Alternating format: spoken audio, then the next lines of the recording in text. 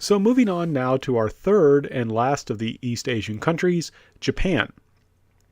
So Japan is a little bit different from China and Korea in that rather than being on the Asian mainland itself, it is a island nation, or I should say a nation made up of multiple islands, or even we could say an archipelago. So Japan has this kind of interesting position, right? It is close enough to China and to Korea that can be influenced by Confucian civilization, but it's much, much harder to invade, right? Korea had to be very careful with how it dealt with China because theoretically, if China wanted to invade Korea, it could. In fact, the Manchus actually invaded Korea twice in order to force them to get them to accept the Qing dynasty. The Koreans had maintained allegiance to the Ming, even as the Ming were losing. That was little brother needs to stick by their bigger brother. But Japan, in contrast, is much harder to invade. When the Mongols unified China in the 13th century, with other parts of their empire, and it also conquered Korea, they had actually tried to invade Japan twice by invading across the ocean, and both times they failed. Right, both times their invasion force was defeated by storms, by typhoons, what the Japanese called kamikaze, or divine wind, meaning the Japanese believed it as a land of the gods had intervened to protect them from the Mongols. But the key thing I want to emphasize here is Japan is close enough that it's able to receive influence from Japan or from China and Korea, but far enough away that it doesn't have the same from China. It's far enough away from China that it doesn't have the same security concerns that Korea does. It's just very hard for China to successfully invade Japan.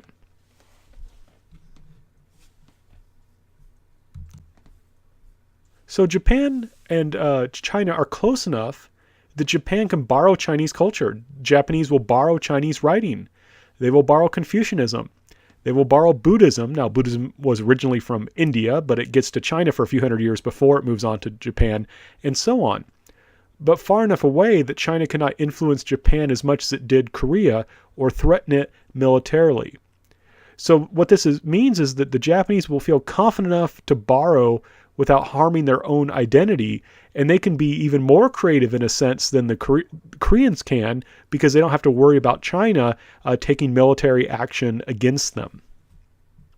And this is something that I think makes Japan such a fascinating place to study because Japan will take concepts, will take ideas from other countries and then change the meaning. So for example, whereas China will have an emperor, Japan will also have an emperor. Now, that's not supposed to happen. I told you earlier that the Chinese claimed they had the only emperor, that theirs was the only intermediary between heaven and earth. But the Japanese also said that they had an emperor too. And there really wasn't much that the Chinese could do about it. They just had to put up with it because Japan was across the ocean and they just weren't going to invade Japan over such an issue. So Japan is going to is also going to have an emperor. But what's fascinating to me is that whereas China had this emperor who had a political and a religious role, Japan is going to have an emperor who only has a religious role, and someone called the Shogun, which literally just means general, will take care of the politics. So whereas China just has this one guy, the emperor, who has both political and religious role, in Japan they'll have two people. They'll have this dual system of government in which they have an emperor who has a religious role, and a shogun who has the political role. And also, again, this is where things get different. Remember how in China, the emperor is chosen on the basis of the theory of the mandate of heaven, that heaven chooses the most virtuous, most moral family to rule China. The Japanese did things a little bit differently. They said that our emperor is emperor because he is descendant of Amaterasu, the sun goddess. You know why Japan has a flag or a sun on their flag? It's because of this idea that the Japanese emperor is the descendant of Amaterasu, the sun goddess. And the key thing then is you can't just overthrow this guy and claim to be the emperor because you're not descended from the sun goddess. Only he and his family are. So what happens is, even though the emperors of Japan originally have a political and religious role, they lose the political role. Other people will take that from them, but they can't completely get rid of the emperors, because only the emperors can be emperors, because emperors have to be descended from the sun goddess. You can't overthrow the emperor and then say, hey, I'm descended from the sun goddess. No, everyone knows you're not. So their system works very different from China. Theoretically, anyone could become emperor in China if they were chosen by heaven. In fact, the Ming emperor had been a peasant before he became emperor. He's just the one that got the mandate of heaven and conquered and overthrew the old dynasty and established a new one. But in Japan, you couldn't do that, because you only, the emperor has to be descended from Amaterasu, the sun goddess. So what happened in Japan was, even though the emperors lost political power over time, you still had to keep them around, and they performed essentially a religious role. The shogun were the people who eventually seized political power from the emperor and ruled essentially as a kind of military dictator. But again, they couldn't get rid of the emperors because the shoguns were not descended from the sun goddess. And we won't go too much into this, but the shoguns were basically the most powerful samurai, right? You may be familiar with the term samurai. So the shogun would rule as military dictator. Now, the emperor only had one political role: to appoint the strongest warrior, that is a samurai, as shogun. That's like the one political job that the emperor had, and it's related to his religious role. The emperor says, as a descendant of Amaterasu, the sun goddess, I have the authority to decide who the most powerful warrior is and who will be the political ruler of Japan, who will rule for me, right? And then he would appoint the strongest warrior, the strongest samurai, as shogun. So it's interesting. Even though the Japanese borrow the idea of emperor from the Chinese, they completely change its meaning. Right? So for example, whereas in China, they're constantly changing dynasties, there's constantly changing families who rule China. In Japan, there's only one Japanese dynasty, only one Japanese family who rules. And also Japan, again, is different because whereas China and Korea both had Confucian exam systems to select officials, in Japan, warriors are going to govern society. Right? So in Japan, you have warrior rule. So even though Japan is influenced by China with ideas about the emperor, with ideas about Confucianism, they will not have an exam system. They will be ruled by warriors. Now, unfortunately for the Japanese, this system will break down in the middle of the 15th century, and they will enter what's called the Warring States period. Right, from the 15th century to 1603, Japan will not be a united country. It will be a divided country in which lots of different groups of people are going to fight it out against each other. And to give you an idea of how complex this is, right? You know how, like the Americans, we had a civil war, right, between the North and the South, the Union and the Confederacy. It lasted about 5 years, and it had two sides. Notice their civil war lasts over 150 years. And they have more than 200 sides, right? There were 200 different what are called daimyo fighting to be the next shogun, trying to prove that they were the strongest samurai so that the emperor would appoint them shogun. And to make things even more complex, do you notice those guys in the middle with the white covering on their heads? Those are Buddhist monks. Those are Buddhist warrior monks. And people often talk about Buddhism as kind of a peaceful religion, which is against warfare. Some forms of Buddhism certainly aren't. Not this Japanese form of Buddhism, right? They had warrior monks. They were called the teeth and claws of the Buddha. So this is a very complex situation, right? You have in Japan where you're going to have a civil war with over 200 sides, lasts about 150 years, and which you have warrior monks running around. And to make things even more complex, because that's what historians like to do. We like to make things as complex as possible. The Europeans have been out exploring, and Portuguese explorers and merchants will show up in Japan in 1543. So now, in the midst of the Civil War, these Portuguese people show up, and they will bring with them Jesuit missionaries. Remember the Society of Jesus and Matteo Ricci? Those same guys are going to come to Japan as well. So now you have Europeans trading with the Japanese. You've got these Jesuit missionaries. And that painting on the right is of a Jesuit named Francis Xavier, St. Francis Xavier. He was the first Jesuit to go to Japan. And that painting, though, I want to emphasize, is actually painted by a Japanese Catholic. So these Jesuit missionaries will actually be pretty successful in Japan. They'll convert a couple 100,000 Japanese people to Catholicism. But and this will include some daimyo, some people who are high-ranking samurai. And there's this very interesting mixture here between faith, trade, and guns that's going to take place here, right? So you've got these Catholic missionaries showing up, and they're in alliance with these Portuguese explorers. Usually the missionaries are also Portuguese, and they are engaging in trade with the Japanese.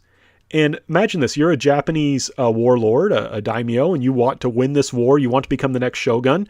Trading with these Europeans seems like a good idea, because if you get to trade with them, you can make money, you can make a profit by trade. If you get a profit, you can have more money to hire more soldiers.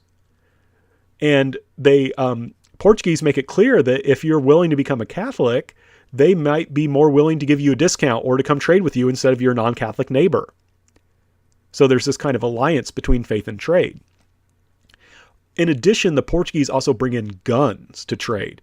Now, wow, if you're in a civil war and the Japanese did not have guns in this time period, and someone shows up with this new super weapon, these guns, that would really help you to develop, right, and to win this civil war. So there's going to be a lot of Japanese who are very interested in trading with these Portuguese. There will be a lot who will become Catholic. And the Japanese, I want to stress here, just like China in a sense, they're open. They're getting they're gaining profits through international trade, and they're gaining access through new forms of technology, right? All through this kind of international trade, this openness to society. Now, finally, in the early 17th century, a man named Tokugawa Ieyasu will unite the country as the most powerful samurai, and so the emperor will name him Shogun. Right? So after almost 150 years of civil war, Japan will finally be unified. And so after all this stability of all these people being killed, all these people being slaughtered, trade, farming, and all these things disrupted, we finally have stability. But the thing is, Tokugawa Ieyasu, he didn't know that this was going to work. He didn't know that his dynasty was going to rule Japan as shoguns. Remember, he's not emperor. The shoguns, they did have dynasties that would change. The emperors didn't. The emperors only had one dynasty. He doesn't realize that his dynasty is going to rule Japan for over 200 years as shogun. He's afraid of instability. He's afraid that Japan could fall apart once again in civil war, right? So he's going to follow some important policies. They're going to help us to explain why Japan is not going to continue to develop technology, right? They quickly learn how to develop guns, for example, after they're exposed to European ones.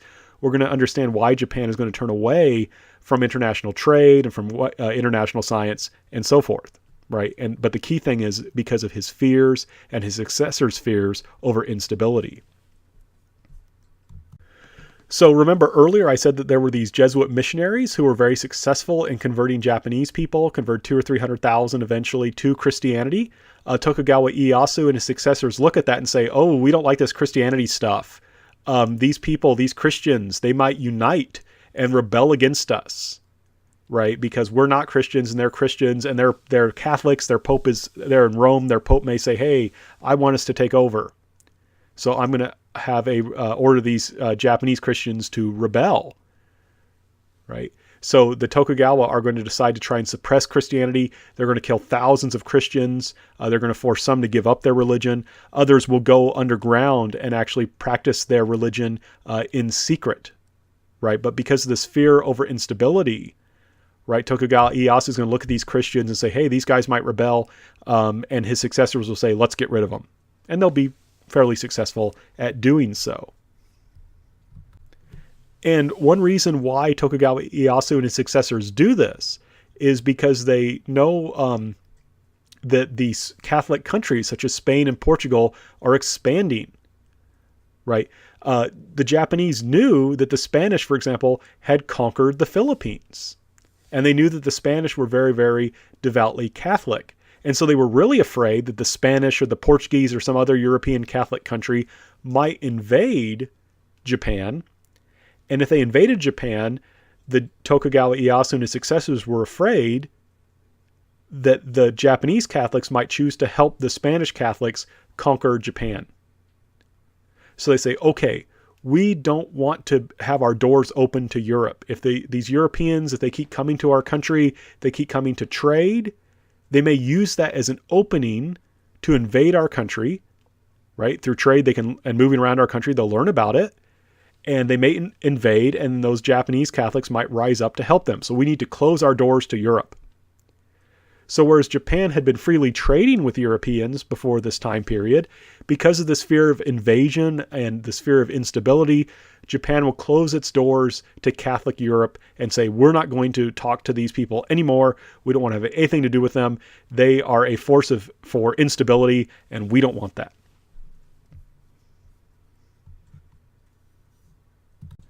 However, there's kind of a problem if you just close your doors completely, right?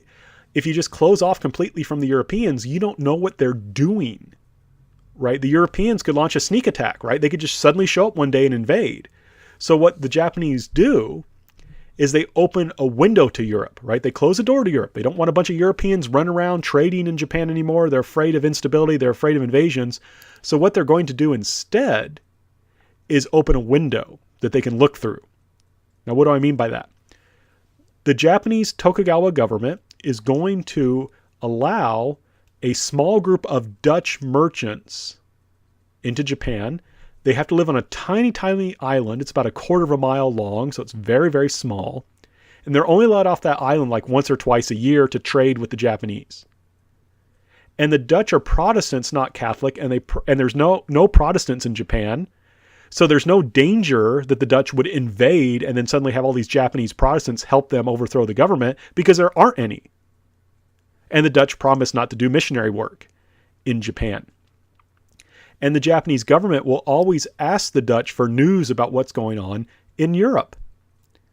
Right? So the Japanese, in the name of stability, right? Remember, they just went through a civil war about 150 years long with over 200 sides. They don't want that to happen again.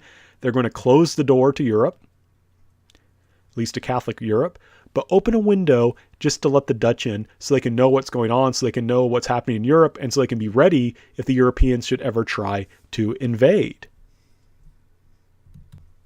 So Japan then has cut itself off to a large degree from international trade, which is something that's going to make Europeans wealthy, and from the sharing of ideas, the sharing of science and technology.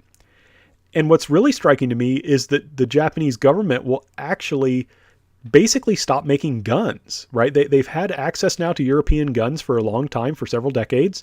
They had learned how to make them. They could have continued to develop them.